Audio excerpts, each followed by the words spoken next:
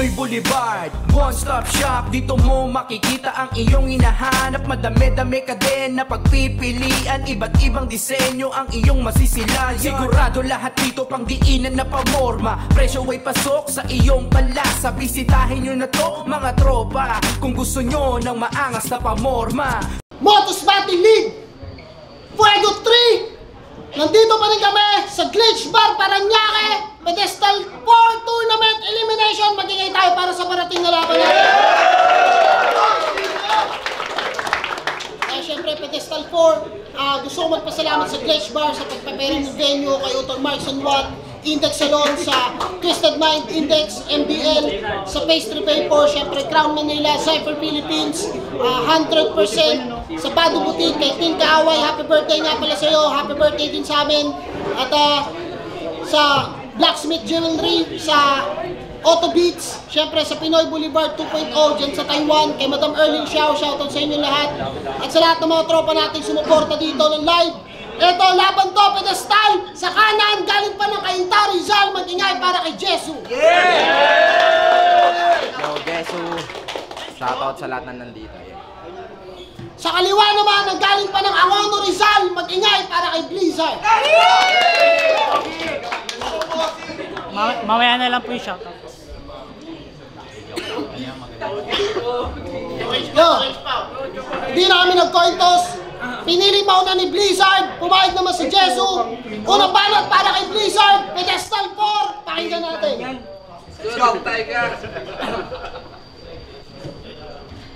Bago ako mag-umpisa, meron lang akong tanong ngayong bagong taon. Ano? Ano yun? Anong tawag sa daliring marunong maggupit ng buhok? Ano? Eh di Index Salon, right? Ay, face! Ay, face! Ay!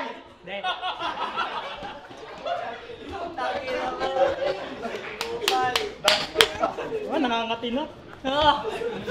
De, kalabang ko, si Jesu. Isa sa mga veterano mag-imbento. Binansagan din siyang old god na kung tawagin Jesu Cristo. Ang kanyang favorite na estilo ay magmulti hanggang dulo.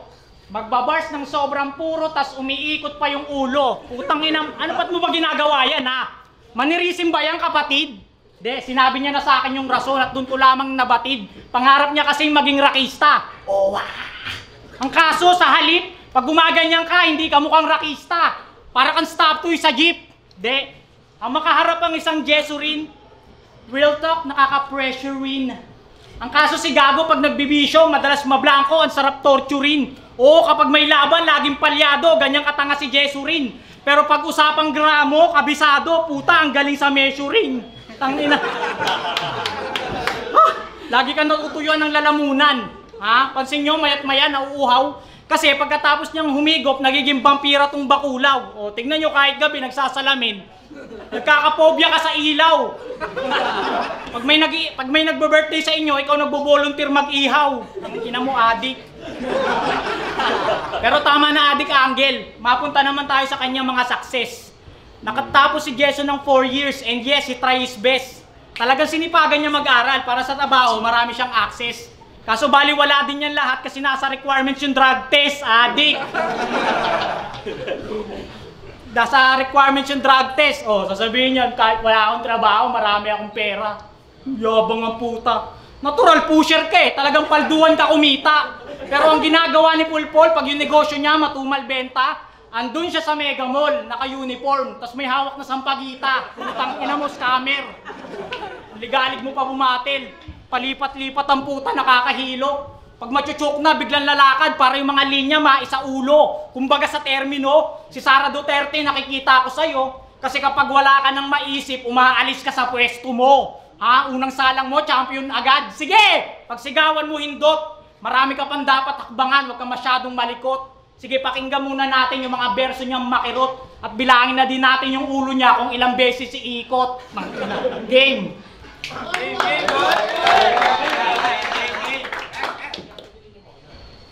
Yo! Bago ko i-body bag at pahirapan tong rapper sa sakit, Gusto ko lang sabihin, Blizzard, na mukha kang oil pastel na gamit. Game! Game! Kalaban ko si Blizzard! Yung nag-iisa at bukod tanging pa iba-iba yung kulay ng damit. Pag yung damit niya kulay orange, iteterno niya yan sa pants na kulay violet. Isang dakilang alamat na may agimat ang balat. Sobrang lupit niyan, Brad. Lahat ng kulay sa rainbow nasa damitan niya lahat. Di naman sa pinapakilaman ko yung pormahan mo, Repa. Kaso pag paiba-iba yung kulay ng suot mo, gago, mukha kang ruleta. Buti sana kung maputi ka. Ang kaso, sunog ka loko. Tignan mo nga itsura mo, mukha kang durog na Oreo.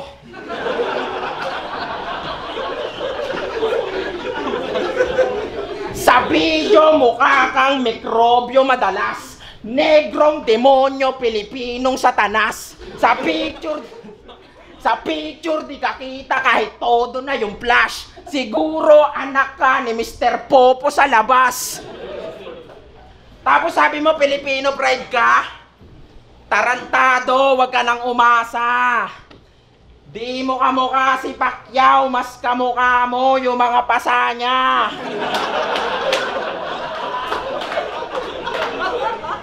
Pero kahit ganito to, tuwang-tuwa dito yung asawa ni M-Site. Kahit kutis, sigbin siya. Wala lang. Gumagawa kasi yun ng Graham Bar, akala cookies and cream ka. Ang dungis mo sa litrato para ang bulik o engkanto. Kulay putik na takot sa tubig, mas madumi ka pa sa food trip ng Indiano. Tapos sumali ka ng pedestal, mag-champion ba ang iyong hangarin? Wala kang maluloko dito, hangal. Yung intention mo, basa na namin. Na kaya ka nagpalista, tol, di dahil sa may balak kang agawin. Alam mo kasi maraming nakamotor, sisingilin mo kami sa parking.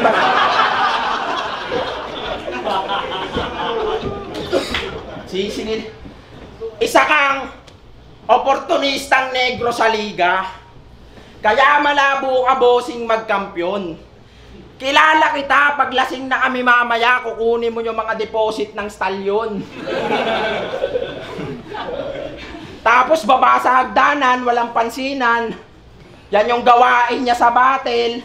Rekta tindahan, mabilisan, bibiling rugby tsaka camel.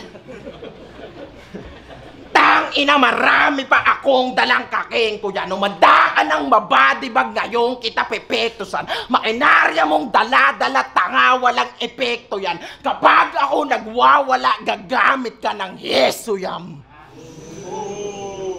Pagtapos kong ipahiya sa iba't ibang pamamaraan, ewan ko kung makaraos pa to. Di lang durog, pamihadong sunog, yung kinalabasan halos abo. Sabi ni M-Site, 36 lines lang. Pakialam ko sa kanya, bastos ako.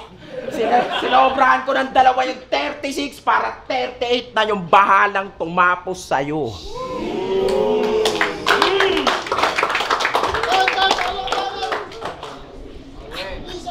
Congrats, boy, congrats.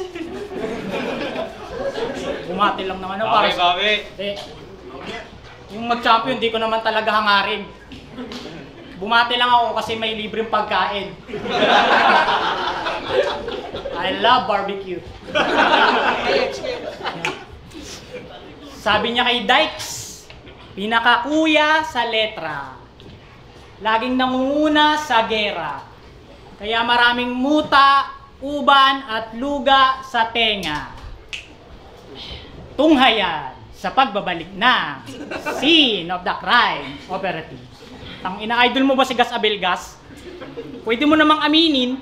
Brad, alam naming gumagaling ka kahit hindi mo sabihin. Kaya nga pinupuna mo yung motos na magkakatunog, di ba? Para lamang mapansin. Palibasa ikaw walang katulad kasi yung boses mo pang crime scene. Sino ang tunay na salarin? At ang makahili mo mag-spit ng paganito, kakaumay, Brad. Siya daw yung tipo ng MC, dapat binibigyan ng award. Kasi yung estilo niya daw unique, kaya tingin sa sarili, sobrang smart. Gago yung delivery mo ang cringe, para ang sasakyang ayaw mag-start. Tangina. Ayaw! Tangina, ayaw mag-start. Pero nung laban mo kay Choi Pax, nakuha mo yung respeto ko't papugay. Oo, yung pagkapanalo niya ay first time kasi matagal-tagal niya yung hinintay. Oo, nabaon si Choi sa hukay gamit yung mga linya niyang kaumay. Pero kahit nakamit mo yung tagumpay, kamukha mo pa rin yung amo niyang si Ai. Tangina mo, babalo. Dapat mo na malaman. De, joke lang. Ay, joke lang. Dapat mo na malaman. Di ba sanggang dikit kayo ni MJC? Oh my! Pati sa bisyo magkabanding.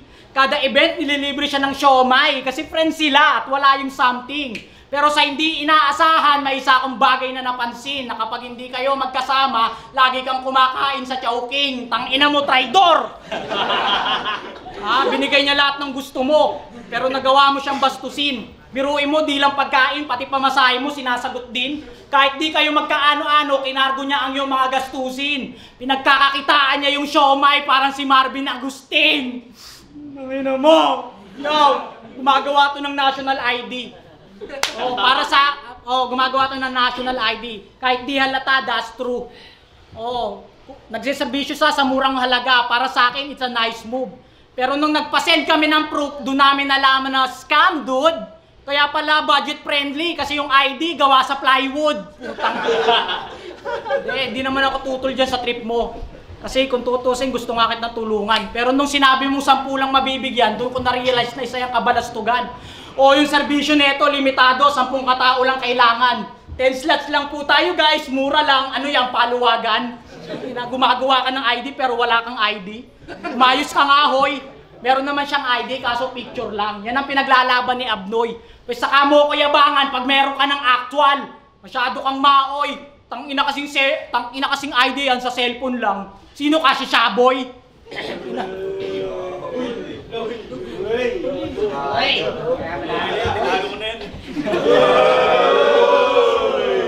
mo na, matatalo din naman ako. Yo, pag nakita niyo daw yung batang Yesu, aalagaan niya ng gusto. Mamahalin niya ng todo at paglaki, di na daw magkakaroon ng bisyo. Seryoso ka, iho. Wala kang maluloko-loko. Ang gawin mo, pag nagkita kayo, imbitahan mo sa bahay. Tapos sabay kayong manood ng Soko.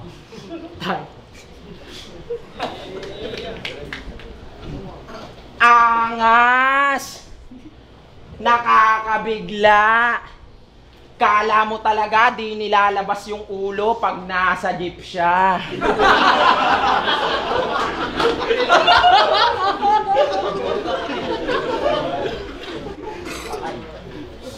Sinabihan na itong maasim yung mga PMC ng Motus. Feeling perfect yung antas. Maasim ka rin naman Kaamoy mo yung helmet ng angkas. Kumakasabi ng maasim, siya pa talaga namumuna pagdating sa hygiene. Pagpasok mo nga, nagreklamo yung bouncer Nung nakalayo ka na sabi ng bouncer, rapper ba talaga yon? Ba't amoy kalakal? Pansin mo ba, Blizzard? Pamilya mo, magulang mo, asawa mo. Sa tuwing birthday ng anak mo, gusto nila muna mawala ka. Ang dahilan, walang bisita yung anak mo, walang batang sumasama, pati mga magulang di pumapayag. Puta, ang lala na. Ayaw maki-birthday ng ibang magulang, akala nangunguha ka ng bata. Kaya naman, sa tuwing birthday ng anak neto, yung emosyon ni brother magkahalo. Para di siya makita ng bisita, andun siya sa dryer, nagtatago. Napihit yung timer.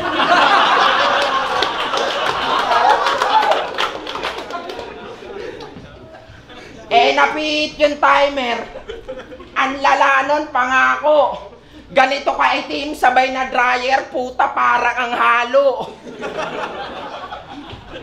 Ganito ka itim, sabay na dryer, puta, parang ang halo. Pero seryoso, di ka makakaabot ng final sard.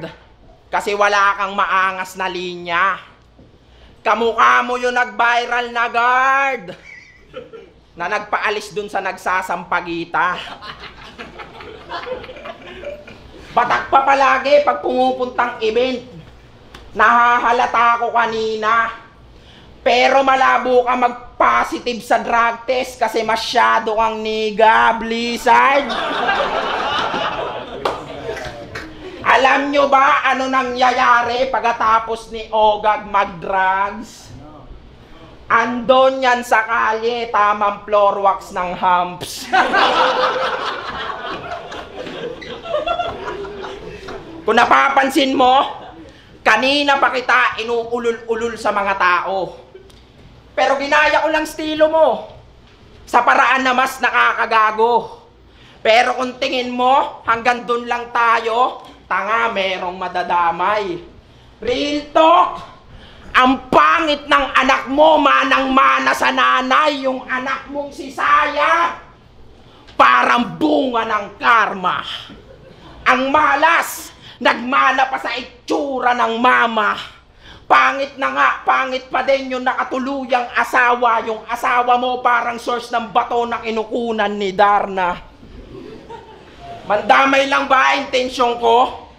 Kahit di ko yan gawin, kaya kong kumuha ng panalo. Gusto ko lang talaga igante yung mga dinamay mo ring tao. Yung nananahimik na tatay ni Marichu, tito ni Hespero, at iba mo pang tinarantado. Ikaw na una gumawa ng bagay na to, Blizzard. Wala kang karapatan magreklamo.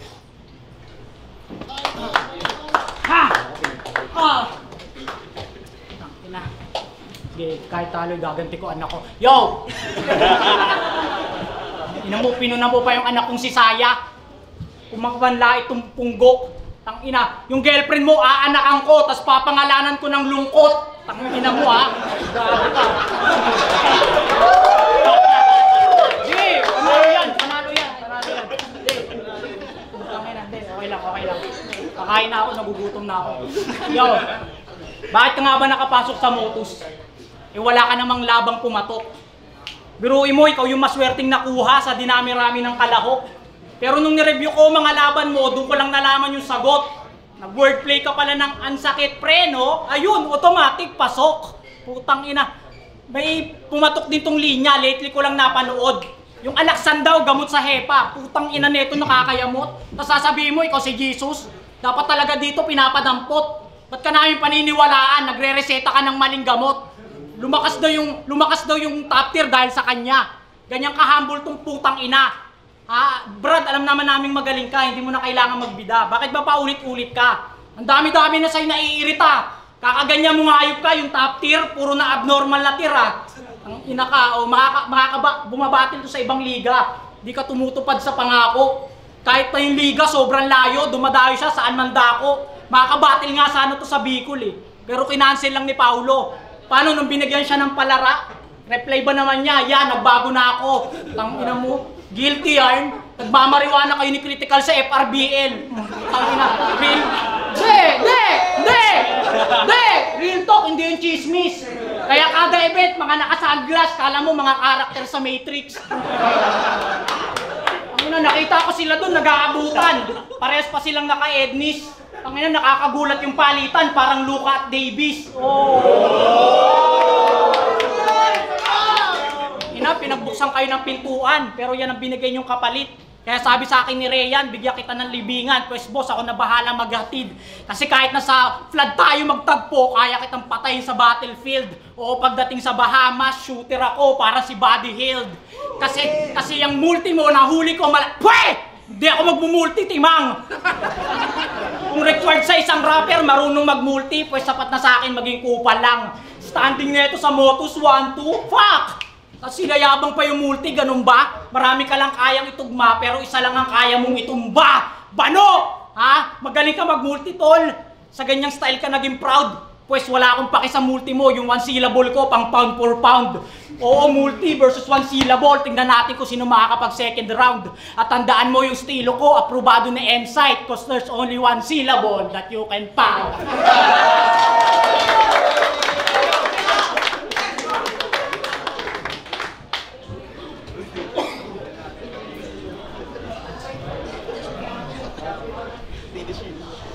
Game! Angas, no? Pag nagrarap siya, lakas boses, laki mata, parang mangangagat na.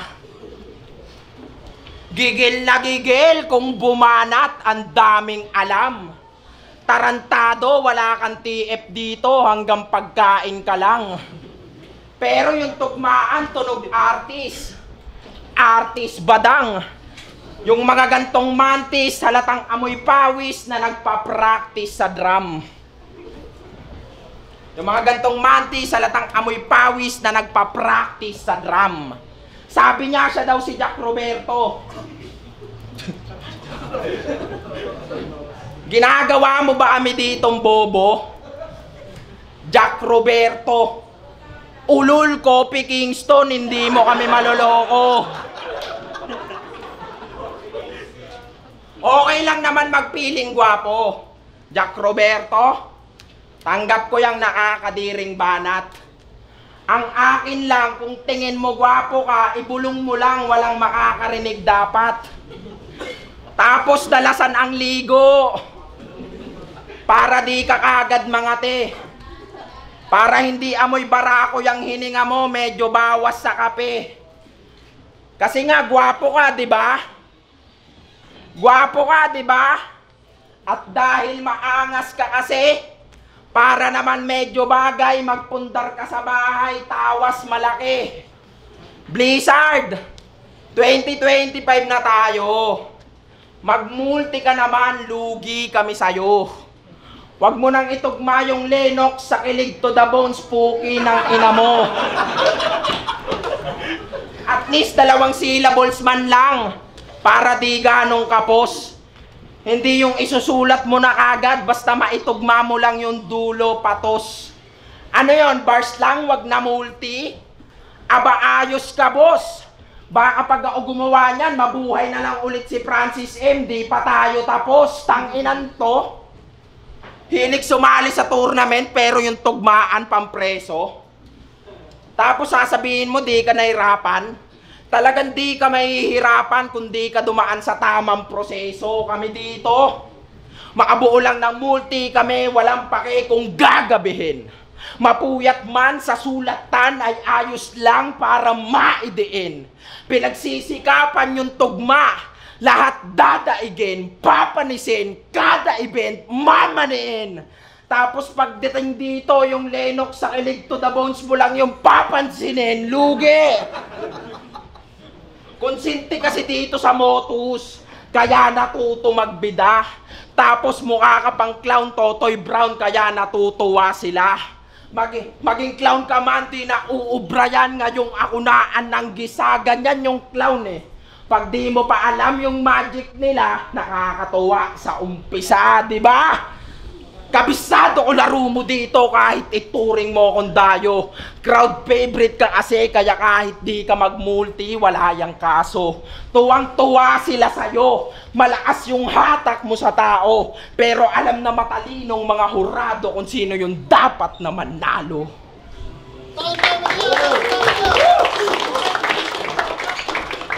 Motus Battle League, Fuego 3, Pedestal 4 Tournament. Magingay pa kayo 1 beses para sa kanilang dalawa. Siyempre, gusto kong magpasalamat sa Glitch Bar sa pagpaperam ng venue sa mga suot ko.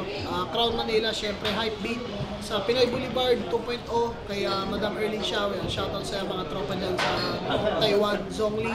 At yun, pero ang boto ng hurado ang mag-a-advance sa tournament 5-0, mag-ingay para kay Jesu.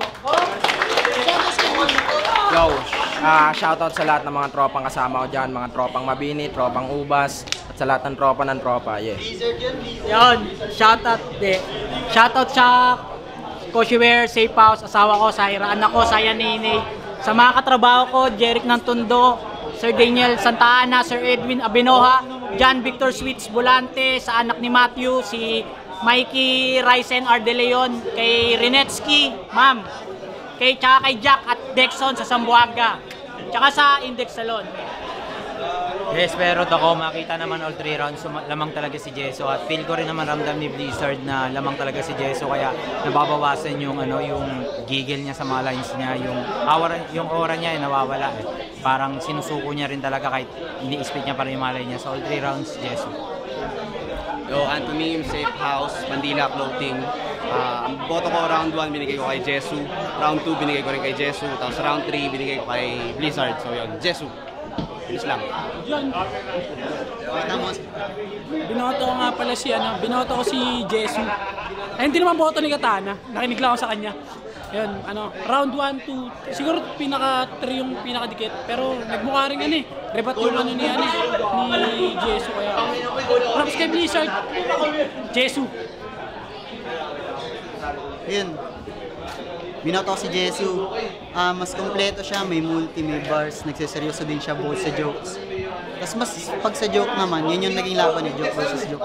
Mas effective pa rin si Jesu para sa akin. Pero round 3 nakuha ni Blizzard, dun gumanda yung round niya. Kung ganun yung naging round 1 at 2 niya, baka may palag, pero Jesu. Yo, Slack 1. Umpisa pa lang talaga nakita ko na yung ganda ng mga bara ni Blizzard.